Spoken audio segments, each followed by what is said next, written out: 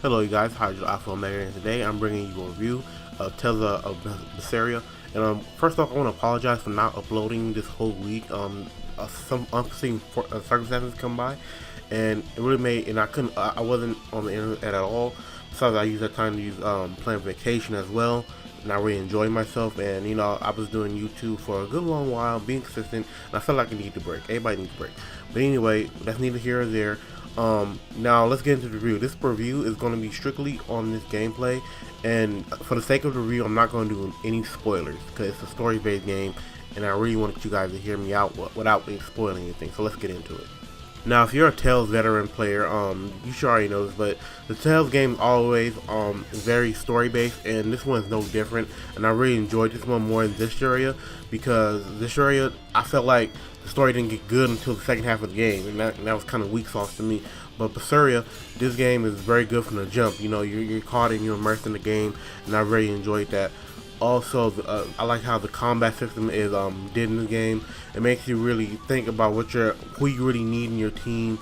Very good for the big boss battles, and you got it's kind of difficult. I won't lie, like it's not bad difficult, but it makes you just can't hack and slash like you used to in the Tales game, which is very good for how some of the mechanics they implement in games, such as switching out when needed to, your blast gauge, your soul gauge, stuff like that. Also, I would like to hit off on this game has a lot of very beautiful cutscenes and animated cutscenes as well. So if you're into anime, this is the game for you. It has nice OST, voiceover and stuff like that, and I really appreciate they even gave like the many side characters that ran on NPCs voices, and I really like that because it makes you feel like this game they put a lot of love into it. Like, I hate just sitting there just having to read blank text, just kind of, I always feel like they should just like go the extra mile and put the voices in the little NPCs, which they did for the most, like for the side quests and stuff like that. Speaking of side quests, this game has some interesting side quests, just like any other Tales game, and I really like that. But the only thing I kind of wish they did more was make it more pop out to you. Like, if you play the game, you will understand what I'm talking about. Okay, so now I'm going to tell you the kind of stuff I kind of found annoying with the game, or bad things about the game.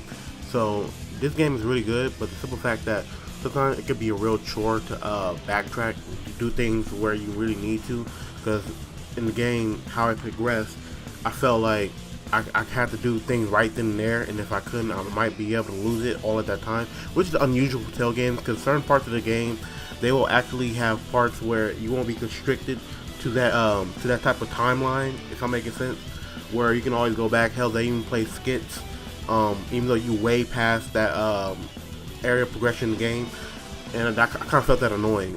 So if my advice is, if you're gonna pick up the game, you might have to do things right then and there, because backtracking is kind of a bitch and a half. Also, another thing I kind of found annoying with the game is that they got these blue crystal aura spheres. They look nice and all that, but they're only used for cosmetics, and they place these things around the whole game, like the whole game, and that's the only thing they're good for, as far as I have to use them. Because in the game, they got these people where they say, well, you got these orbs, well, you get a cosmetic, like a funny glasses and whatnot. And I feel like that should have been implemented more into something else. Just make use for it, maybe like for discount on weapons or something like that. Because like you put a lot of time into that's a lot of time in developing into cosmetics. If they really know it or not. And don't get me wrong, they made it easier for you can just walk and just get it. But the simple fact that it's just cosmetics. That was just a waste of time.